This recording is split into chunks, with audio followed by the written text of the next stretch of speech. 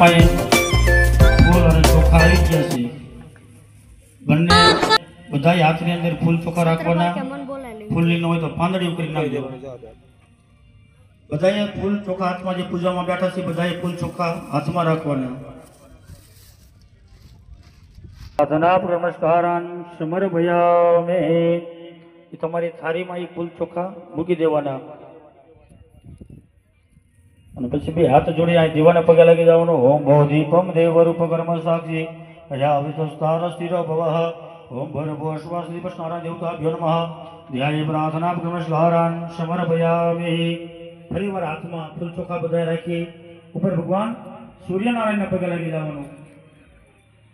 ओम जपाकुसुमसंगस्यं गास्यतेयं महागुदे तमोरी नमस्कारान समर्पयामि।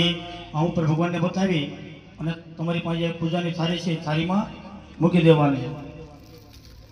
ફરીવાર હાથમાં ફૂલ ચોખા લઈ સૌ પ્રથમ ભગવાન ગણપતિ મહારાજને પ્રાર્થના કરવાની કે હે પ્રભુ તમે અમારી પૂજાની અંદર પધારો।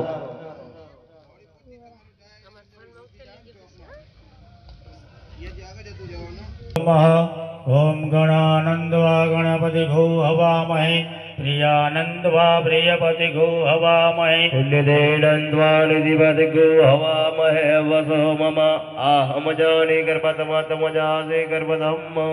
ओम भर्भो स्वः सिद्धिवसित मागणाधिपते नमः ध्यायावानार्धगंधक पुष्पाणि समर्पयामि। ये भगवान તમારી પાસે મૂર્તિ અને જે સોપારી છે એની ઉપર ચડાવી દેવાના। ફરી વખત હાથમાં ફૂલ ચોખા રાખી અહીંયા જે આપણે કંઈ સ્થાપન કર્યા છે એમાં ઓલી બાજુ જે દીવો જે સ્થાપનમાં મૂક્યો છે એ ભગવાન ગણપતિનું છે અને ગણપતિ એકલા ન આવે, એમને અરે 16 માતૃકા આવે। જ્યારે આપણા ઘરે લગ્ન પ્રસંગ હોય અને ગોરબા ગણેશ સ્થાપન કરવા આવે ત્યારે અત્યારે જો કે કોઈ ચિત્ર આવતું જ નથી કારણ કે દિવાલો બગડે, ત્યારે એની અરે 16 માતૃકા આવે। જ્યારે પહેલાં તો એ ઉપર મંદિર દોરે, એની અંદર કટકા કરે અને ધજા દોરતા હતા।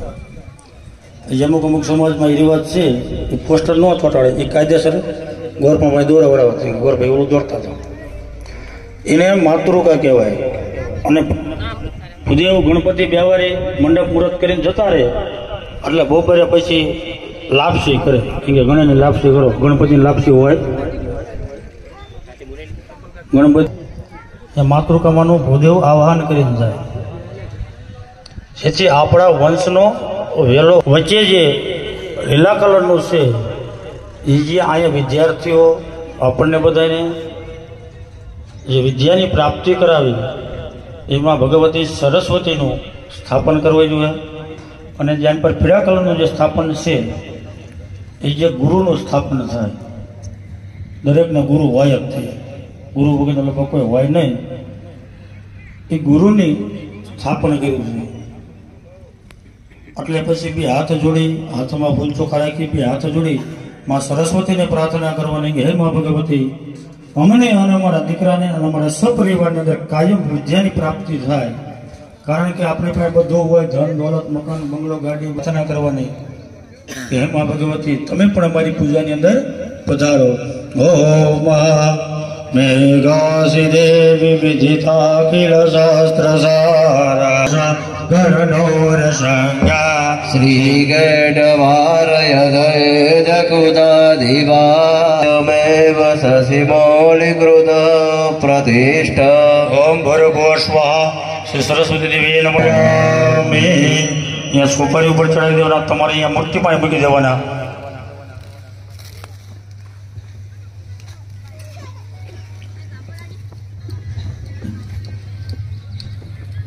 ફરીવાર હાથમાં ફૂલ ચોખા રાખી તમે પણ અમારી પૂજાની અંદર પધારો। ओम ओम गुरुर्ब्रह्मा गुरुर्विष्णु गुरुर्साक्षात् परं ब्रह्म तस्मै श्री गुरवे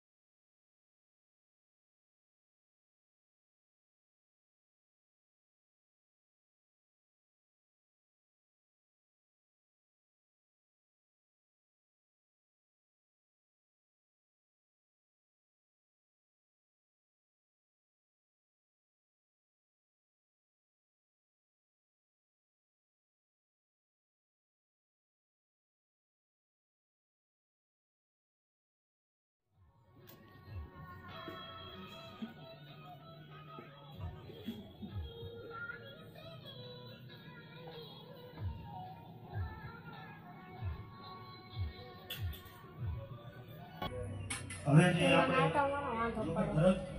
દરેકના ઘરમાં પૂજા થતી હોય આ સત્તા આવે જે દિવસ જે પૂજા કરો એનું ઘણું બધું મહત્વ છે. અજય સર ઘણા ખાલી પૂજા કરવાથી પૂજા આપણે કરવી એનો કોઈ મતલબ નથી. દરેક ભગવાનને જે અલગ બોલાવે અલગ પૂજા થાય. 30 પ્રકારની ભગવાનની પૂજા થાય. જે આપણા ઘરની અંદર જુઓ કરી અને હાથ જોડી માતાજીને ભગવાનને પૂજા લાગવી એ ઉપચાર પૂજા કહેવાય. અને પછી ઘણાને નિયમ હોય કે માતાજીને દીવો કરી અને પછી જ ભોજન કરવાનું, કે માતાજીના દર્શન કરી અને પછી જ પાણી પીવાનું. આવો ઘણાને નિયમ હોય.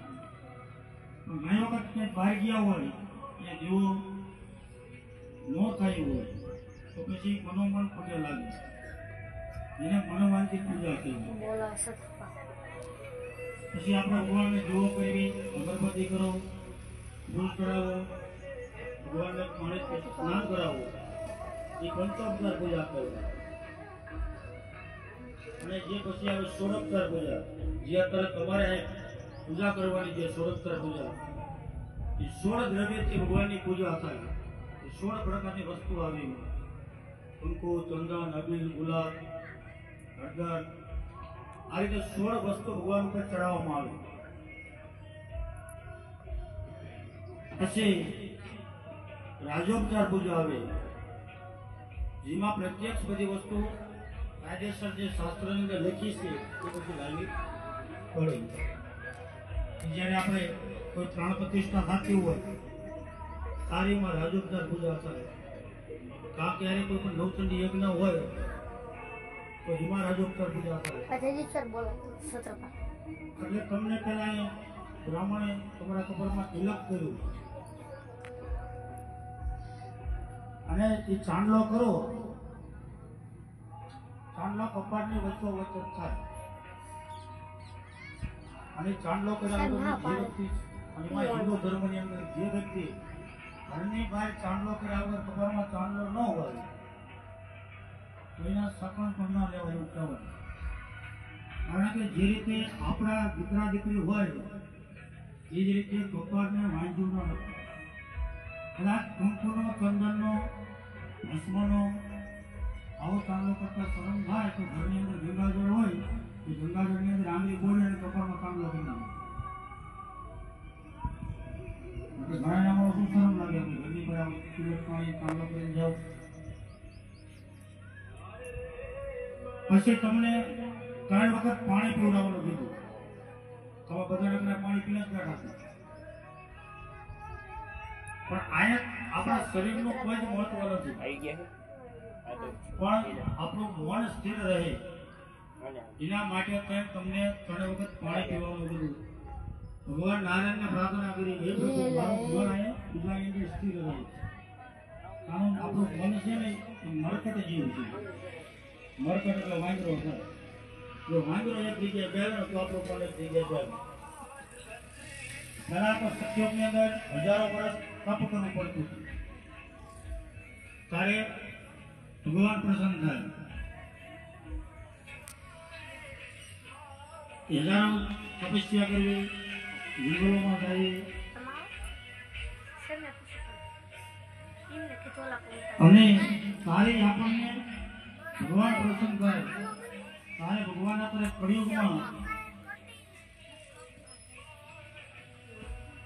કળિયુગની અંદર ખાલી ગાયના શિંગડા ઉપર જેટલી વાર રહીનો દાણો રહે ને એટલી વાર જો ભગવાનમાં આપણું મન સ્થિર રહે એટલે ભગવાન આપોઆપ આમાં આવે. તમે લગભગ આમના ઘરે બધા ઘરે ધોળા હશે તો તમને ખબર ગાયની શિંગડા ઉપર કેટલી વાર રહીનો દાણો રહે એટલી જ વાર આપણું મન સ્થિર રાખવાનું છે. પછી તમને જે સંકલ્પ મુકાયો, કારણ કે કોઈ પણ સંકલ્પ વગર કોઈ પણ આપણું કાર્ય પૂરું થાય નહીં.